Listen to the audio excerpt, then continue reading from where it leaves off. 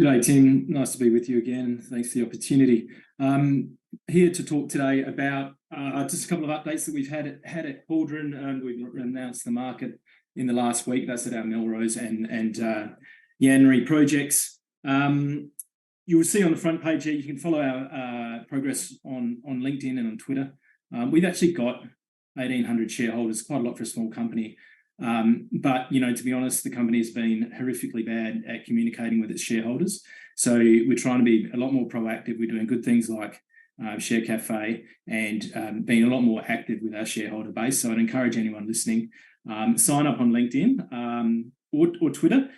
A bit of a story there. That's actually a new Twitter handle, CXU ASX. The company previously did have a Twitter account back 5 years under a change of management.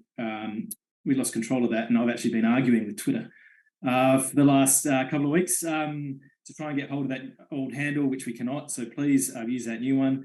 Twitter's help desk is basically about as useful as screen doors on a submarine. They say they can't prove that I'm the CEO of Cauldron, so I'll show everyone I am. Not good enough for Twitter, but it's hopefully good enough for you guys. Can we go on to the next slide, please? So Cauldron has a history in uranium. Our foundation asset, which is the Yanri uranium project, is actually WA's 5th largest uranium resource. Fantastic project in that it's also leachable, which means it can be developed in a CapEx light and an OpEx light manner. However, near-term value from that is constrained because of the current WA government policy. And I'd highlight to investors that policy has only been in place since Mr. McGowan's been in power. Mr. McGowan will be out of power at some stage. That policy will change, and Yanri will suddenly become an incredibly valuable asset again. So we think there's a lot of option value there. What we're now trying to do is deliver some near-term value from Yanri by focusing on some of the other good commodities that we think that are there on site, particularly rare earths. We've also, sort of consistent with our exploring the energy transition thematic, picked up an exciting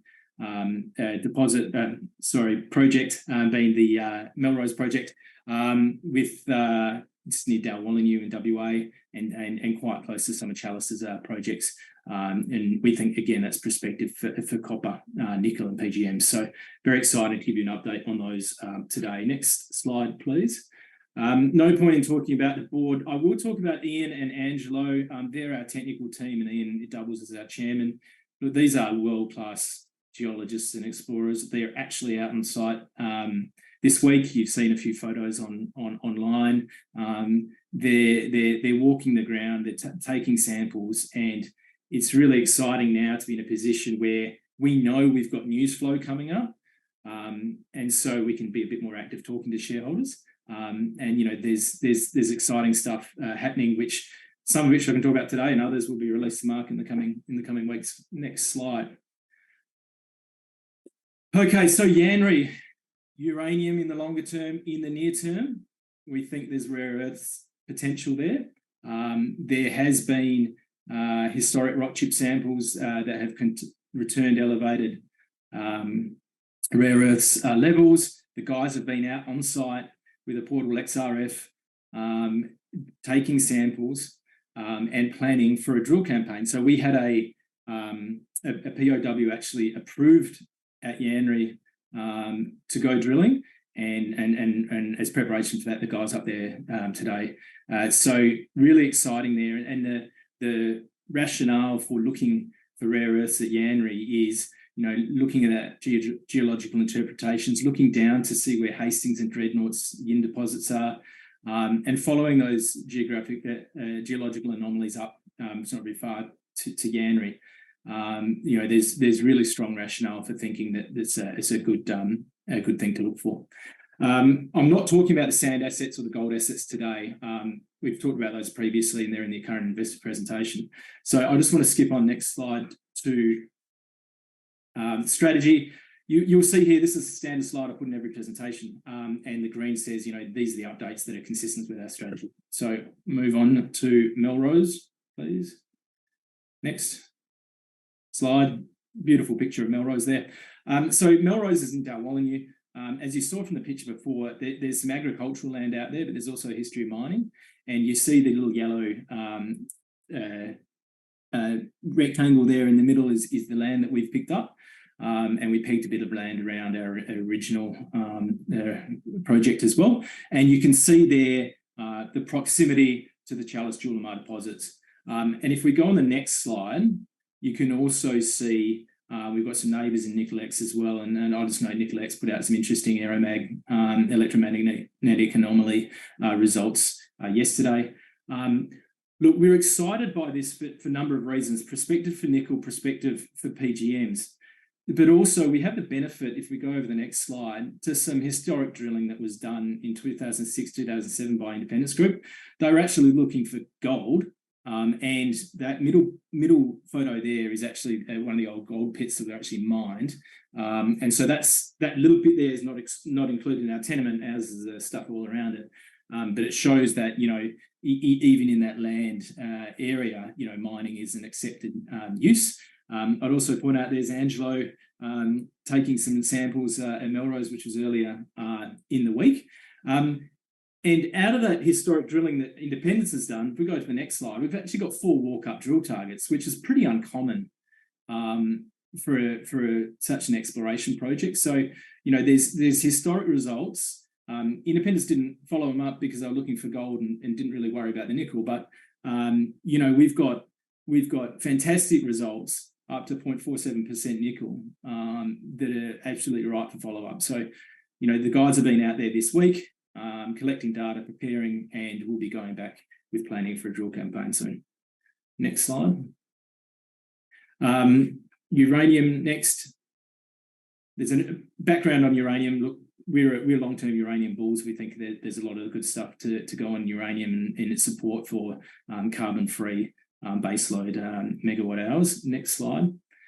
Yanri is a world-class deposit for uranium, but its near-term value generation potential is constrained because of the WA government policy. However, if you go to the next slide, we're now looking at, this is where the interpretation starts. You can see the 2 stars there. The top one is Yanri. The bottom one is Hastings and Dreadnought, which is our known rare earth deposit area. And there's a black dotted line that you'll see there through there, which is the Lions River Fault. And you'll see that the rare earths effectively appear on each side of that fault line. That fault line runs straight through Yanri. If we go over the next page, you know, you can see through aeromags, we actually have some initial target areas to follow up, and the guys are walking that ground today. And if we go over one more, you know, those targets, they're based on surface expression as well. If you look at some of the surface expression compared to the surface expression you see at Hastings, at Yangibana, and at the Yin deposits for Dreadnought, they look similar. And, you know, as I said, they're on a similar Lions River fault line. So that's a really good start for us to begin an exploration program for rare earths. Next slide. Other than that, longer term, Yanri remains one of the most attractive uranium deposits in WA. We are also looking, you know, for the potential for getting some uranium land outside of WA to sort of round out the uranium portfolio in the company. Next slide. I mentioned this, leachable uranium deposits are fantastic, much lower capex, much lower opex. And I'm pleased to say that Yanri, you know, appears to be amenable to leaching. And, you know, it's a testament to how important that is, that almost every single new uranium resource that's come online in the last 20 years is leachable, because you can do that even under a relatively low uranium price. Next slide. Okay, one more. So in terms of value proposition and catalysts, you know, compared to the other companies here today, we are a minnow, around 6 million market cap. That is historically low. The company's value had been adversely impacted a couple of years ago by the uranium policy, but we're out the back of that now. We think there is some extraordinary opportunity here. We've got good deal flow, good news flow, and, you know, I would recommend everyone to keep an eye on what we're up to over the next few months. Next slide. I think that's pretty much it. Thanks, thank Jono. you very much. A couple of questions.